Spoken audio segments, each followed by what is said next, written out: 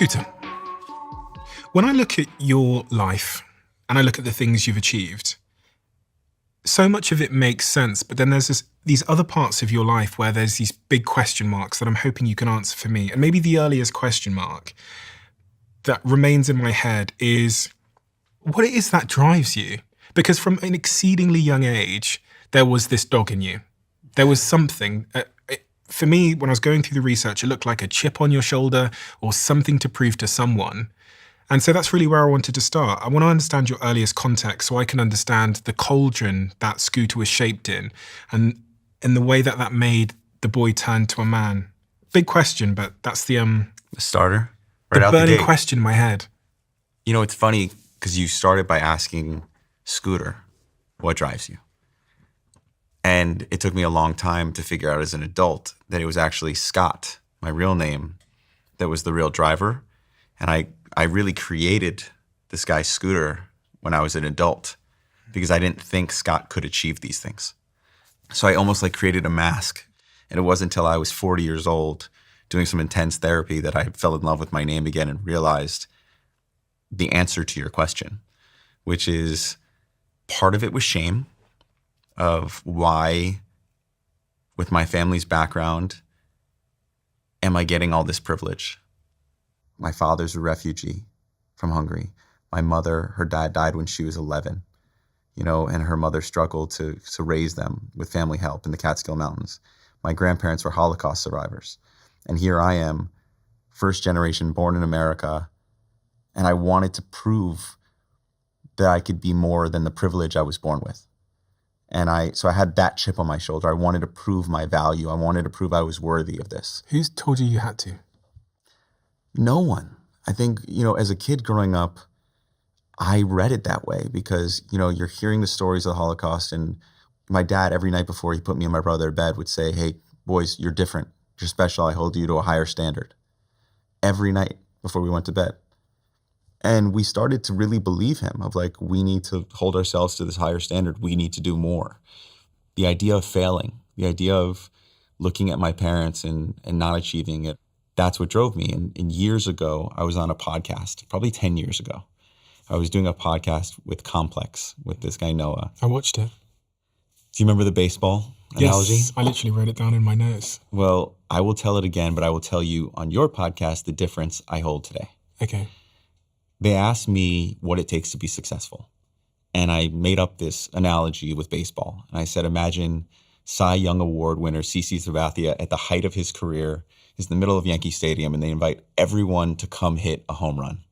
And they say, you get as many at-bats as you want, and whoever hits the home run wins like the, $1 billion, $1 million, whatever it is. And you can imagine everyone flies in from all around the world. People are filling for New York City. The line is crazy. And I said, the person who's successful is not only the person who finally gets up to the plate and swings and misses, but stays at the plate. And now people are saying, are you kidding me? There's lines of millions of people waiting for their turn, and you're going to stay there? You're going to stay there and swing again? And they swing again. And then everyone's booing, and they swing again. And they literally keep swinging as everyone is booing them and booing them and booing them for hours. They're the most selfish person in the world. You don't deserve to be here. Get off that plate. This is not. And then they finally hit that homer. And everyone cheers because, oh my God, they did it. And I said that years ago. And it wasn't until recently that I realized there's one difference in the story. I never understood who the crowd was. I always thought the crowd was being able to shut out the outside noise. I always thought the crowd was the naysayers and all the people who in your life who will tell you you're never going to achieve anything. And that's part of it. But the crowd, all those people waiting in line, is actually you. That's what I never realized till now. That's the difference. I always thought when people ask me what drove you, I thought it was all the outside noise. I thought it was the fear of failure, the fear of letting them down, all these different things. And it wasn't until recently when I hit some hardships as an adult and really had to look inward that I realized everyone's got the same crowd and everyone has their own issues and everyone has their own stuff. And what actually brings you to success and self-worth and happiness is actually understanding how to stand at that plate and shut out the noise that's here. Not the millions of people around. The millions of people are in your head screaming at you, telling you you're not enough. The deep, deep lie from the most confident people, they have it. So I'm glad I get to finally publicly say the difference because I've had it wrong all these years. And in that analogy, you talk about how most people come up to the plate, they swing once, They leave. they hear the boo, they leave, they go back to their sofa or wherever they're coming from. Or they swing 2-3 times, everyone's telling them they're selfish and they get, oh my God, and they're embarrassed and they leave. Mhm. It takes a lot for someone to stand there in the middle of the noise, shut out the noise and understand the opportunity was given to me. I deserve this. I'm going to keep swinging. Going back to your early context, Scott. Yeah. Your dad, Irvin. Yeah. He sounds like quite a tough guy. I was reading about some of the things he was saying to you when you were a kid, and I was like, damn, Jesus. Like when he called you a liar that day and told you about living with integrity, etc. My dad grew up tough. And it was almost like when you're being raised by two people who lived through what they lived through, they were raising him for a world that took everything away from them.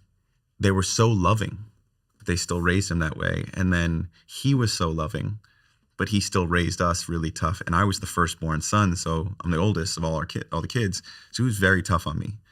You're referencing this time when I was probably 14. And he caught me in like a white lie.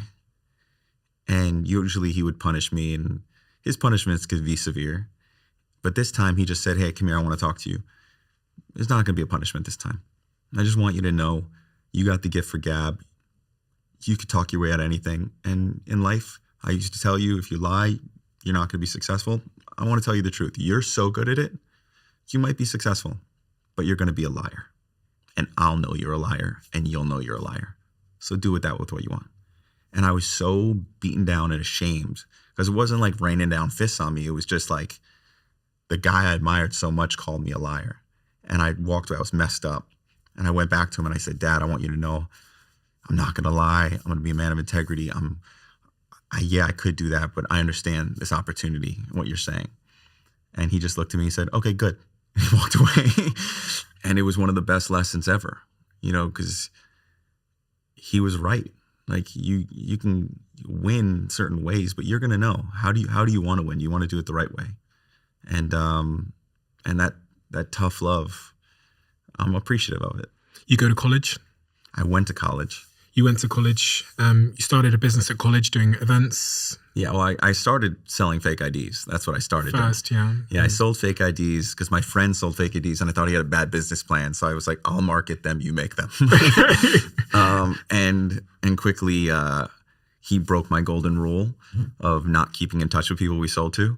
So I stopped immediately because I didn't want to get caught. And I walked by a nightclub and said, how much would you give me if I brought people here the next week? And that was the beginning of my Atlanta party promotion days. Why did that succeed? What is it about you, as you look back in hindsight, your skill set, your ability that made your party promotion days so successful, which eventually sort of parlayed into music? But a combination of things. I think one, I wasn't a threat to the freshman girls. I had a high school sweetheart at the time. I was very committed to her. I was a decently cute kid and I could dance. So I was a good person to go out with and have fun. So that was one thing. Number two, I was playing sports. So I had a lot of friends in different, teams and different arenas. And three, I was in the right place at the right time. That first party I threw was successful. And at that first party, I was approached by a guy named Jason Weaver. He's an actor. And he was in this old Michael Jackson movie I used to watch as a kid where he played young Michael. And he came in and he said, this is crazy because Atlanta at that time was very segregated in the club scene. So it was like, if you were black, you went to a party that, a club that played hip hop. And if you were white, you went to a club that played techno. But I didn't grow up in the South and I wanted to listen to hip hop and rock and roll. And we played that. And when Jason came in, he was so fascinated to see a mixed crowd listening to hip hop that he was like, you want to see how the other half lives. And Jason brought me to a club called Velvet Room on Tuesday nights in Atlanta, Georgia. It was ran by a guy named Alex Gidewan. Alex was so fascinated to see me in the line. He said, let this kid in here. And Alex taught me how to promote. He taught me what the value of the door actually was, what I should be getting from the bar. And I would start moving my parties and I would spend all my money that I made on Thursday nights at the college party on Alex's Tuesday night, meeting people, meeting rappers, meeting singers, meeting different people, faking it till I make it and getting people to come back and forth between my parties. And that's how I started. That's how I met Jermaine. That's how I met Luda. We all kind of came up together. Relationships. Why did he give you a foot up? So many people are early in their careers and they're having these chance encounters, but those aren't converting into a relationship. And when I look at your life, there's people you meet along the way who end up being really, really pivotal. And it appears to me as an objective observer that you have an ability to form good relationships, loyal, lasting relationships with people. One, I think it's important to pay people respect. You know, I came from a household where you respect your elders. And when I was coming up, I was 19. So I was very respectful of the people that are giving me an opportunity. And I never forgot who helped me along the way. I think the other thing, there was a big part of my philosophy was let your work be the reason they want to meet you. I didn't want to be that kid who was going, hey, give me an opportunity. And by the way, sometimes that works. But I wanted them to see what I was doing and then say, come over here. I didn't approach Jermaine Dupree to work at So Def. Jermaine heard about me and my parties and he met me and he said, you have more potential than parties. Why don't you come work for me? I didn't approach, you know, Ludacris, who was coming up as a rapper, and say, let me do that. A lot of people in my life, I never really approached them. And then even as my life changed and I got older, I made a lot of relationships. I have a lot of relationships now that I've never done business with. And people will go, well, you have that. Why don't you? And it was because I never wanted anyone to feel, probably my insecurity is I never wanted anyone to feel like I needed them. I never wanted to feel like a user. It was like my own insecurities of how they might see me. Mm-hmm. But I think on top of that, it was that same old thing of never wanting to be in a position where you're begging somebody for something.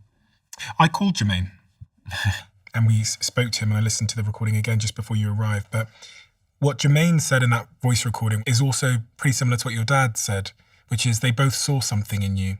You're this young kid who doesn't have an extensive track record of decades of work, but they're all betting on you in some way. As you look back on your life, what were they betting on? Because they all seem pretty sure that you had something. My ignorance. I think no one told me I shouldn't be there. Yeah.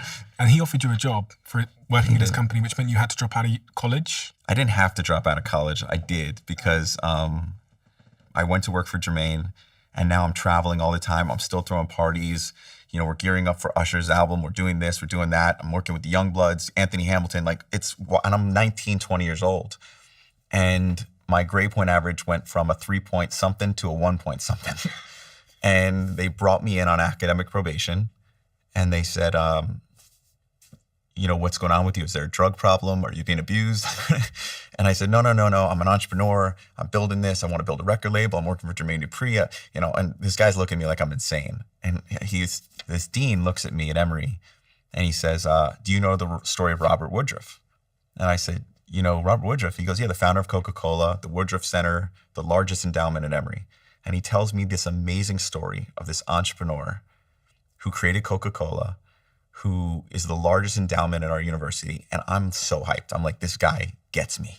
He gets me. He's going to help me. I'm going to be at the school. And just when my hopes are really high, he looks at me and goes, you know what we're going to do, right? Because we're going to stop all the nonsense. You're going to focus on school. You're going to get a degree because the chance of you being like Robert Woodruff without an Emory degree is like 1 in a billion. And the moment he said it, that's when I dropped out of school. What did your father say? Before you ask me about my father, I want to ask you a question. Okay. You made a face and you paused. Yeah. Because you have your own story of something happening like this. I just have a real hate for dream busters. Yet every great story we have of success, people tell of that pivotal moment, whether it be this dean or Michael Jordan being cut by his coach, the varsity coach when he was younger. Yeah. We all talk about the dream buster as a catalyst to our success.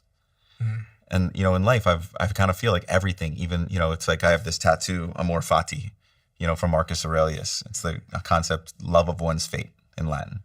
And it's this concept that you have to love the sorrow as much as you love the joy. You have to love the pain as much as you love the success. You know, if it wasn't for that dean, I wouldn't have had that chip on my shoulder in that moment. I would just push you on the fact that like you hate these dream busters, but I am so grateful for them.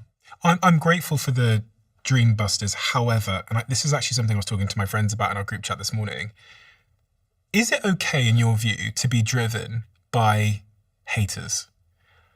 It's so funny because if you're only driven by haters, no. But I think that everything plays its role at the time. Like Robert Greene, he talks about this idea of embracing your dark side. And I think that there's truth in that. Like, you know, if you continue to fight something that's naturally inside of you, you're going to really struggle with it. If you can accept that's part of you, can use it as fuel and you can move right through it. So yes, there are things that drive me. My curiosity is a big driver for where I go. My children now are a big driver for where I go and how I live my life. The people I love, the joy that I find, the introspective voice that now I can go to when I'm meditating or, you know, working, you know, on myself. But doubt from someone who dislikes me or doubt from a hater, I can pretend like I'm Zen as much as I want. But if I'm being really honest with myself, sometimes that's the fuel that I need. So I think if it's solely one thing, it's not healthy. But I think if you can admit you get fuel and different influences from different places and don't try and be ashamed of the one that doesn't fit in your narrative of how evolved you are, you know, then it's okay. You established SB Projects, I believe, after leaving Jermaine when you were 24, 25 years old?